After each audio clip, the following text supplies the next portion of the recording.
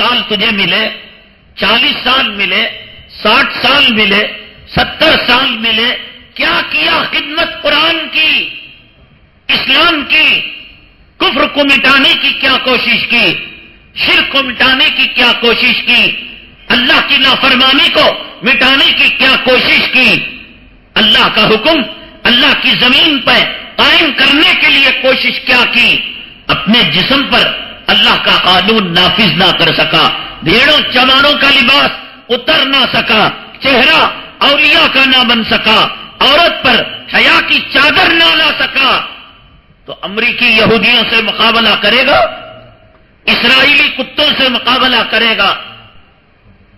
کون جینا چاہتا ہے اس دنیا میں؟ کون رہنا چاہتا ہے اس دنیا میں؟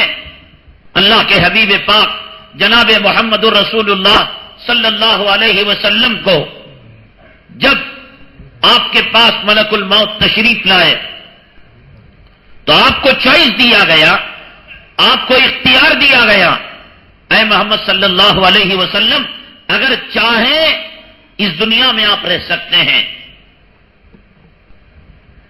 دنیا کے ہر فرد کو موت کے وقت کسی کو اختیار نہیں دیا گیا، ملک الموت آتے اور پنجہ مارتے، یہ آقا کی ہستی تھی، یہ آقا کی ذات گرامی تھی۔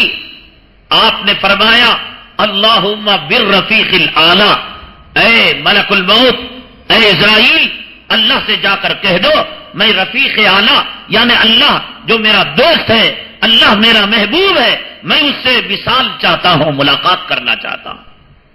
نہیں چاہا آقا نے، اگر چاہتے ہزاروں سال زندگی آپ کے قدموں کے اندر ڈال دی جاتی۔ 63 سال کی عمر کوئی بڑی عمر نہیں ہوتی۔ 100 سال کا بوڑھا، 90 سال کا بوڑھا، بیماری چلی گئی، گھٹنے پھوٹ گئے، کمر کمان کی طرح ہو گئی۔ آقا نے سچ فرمایا، 2 بھوکے بھیڑیے اگر بکریوں کے ریوڑ کے اندر چھوڑا جائے یہ اتنا ہلچل نہیں بچاتے جتنا کہ انسان کے اندر 2 چیزیں ہیں جو اس کو تباہ اور برباد کر رہی ہیں۔ بھیڑیے جانتے ہیں بکریوں کو پھاڑ کھانے والا جانور ہے، اگر بکریوں کے ریوڑ کے اندر بھوکے بھیڑیوں کو چھوڑ دیا جائے تر نوانا بنا لیں گے اور ان کی دعوت مکمل ہو جائے گی۔ آقا نے فرمایا یہ بھیڑیے ان بکریوں کے ریوڑ کے اندر وہ فساد نہیں پھیلاتے جو 2 خواہشیں مسلمان کو تباہ برباد کرتی ہیں، ایک مال کی محبت اور مال کی طلب، اور دوسرے جینے کی آس۔ آقا نے فرمایا انسان بوڑھا ہوتا ہے لیکن یہ 2 بھوکے بھیڑیے اور یہ 2 گندی خصلتیں انسان کے اندر دن بدن جوان ہونا چاہتی ہیں۔ بوڑھا نہیں سمجھتا کہ مجھے دنیا چھوڑ کر جانا ہے، مال کا پجاری نہیں سمجھتا کہ مجھے دنیا چھوڑ کر جانا ہے، دعا کرتا ہے اے اللہ اور ایک ایکڑ زمین دے دے، ایک اور باغ دے دے، ایک اور بلڈنگ دے دے، اے اللہ مقدمے میں کامیابی دے دے کہ فلاں بلڈنگ بھی آ جائے، فلاں زمین بھی آ جائے۔ آقا نے فرمایا انسان بوڑھا ہوتا ہے لیکن یہ 2 طاقتیں جوان ہوتی رہتی ہیں۔ اور بھیڑیے جیسے بکریوں کے ریوڑ کو تباہ کرتے ہیں، برباد کرتے ہیں، یہ 2 خواہشیں مسلمان کو تباہ کرتے ہیں، برباد کرتے ہیں۔ ایک روایت میں فرمایا لوگوں اس وقت تمہاری کیا حالت ہوگی کہ جب تمہاری حیثیت پانی میں تنکے کی طرح ہوگی اور قوم ایسے اچکلے گی جیسے دسترخوان پر کوئی بھوکا ٹوٹ پڑتا ہے۔ صحابہ کرام نے عرض کیا اے اللہ کے حبیب پاک صلی اللہ علیہ وسلم کیا اس وقت ہم کم تعداد میں ہوں گے، اقلیت میں ہوں گے؟ ارے اتنے اب ہم 313 ہو کر ہزاروں کافروں کو شکست دے رہے ہیں، مٹھی بھر ہو کر۔ کم من فیۃ قلیلۃ غلبت فیۃ کثیرۃ باذن اللہ، مٹھی بھر ہو کر آج ان کے دانت کھٹے کر رہے ہیں، ان کے لشکروں کے لشکر کو شکست پاش دے رہے ہیں، کیا اس وقت ہم کم ہو جائیں گے؟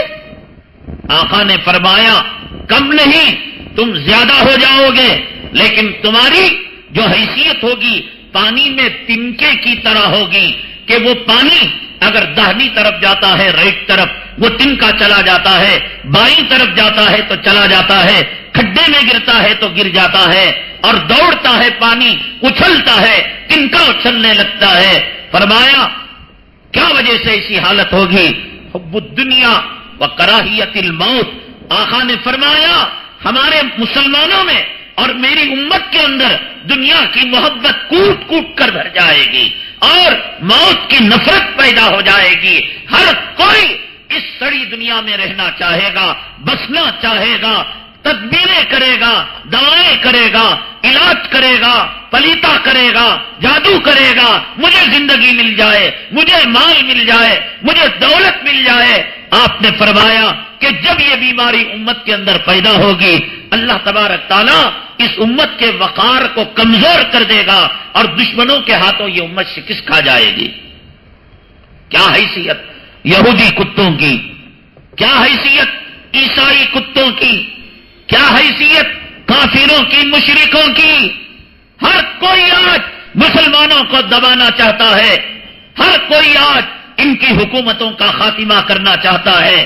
پردے نے کیا بگاڑا، داڑھی نے کیا بگاڑا، امامے نے کیا بگاڑا، خانقاہ نے کیا بگاڑا، مسجد نے کیا بگاڑا، مدرسے نے کیا بگاڑا، مولوی اور ملا نے کیا بگاڑا؟ آج تک کوئی خرابی ہے ان کی طرف سے؟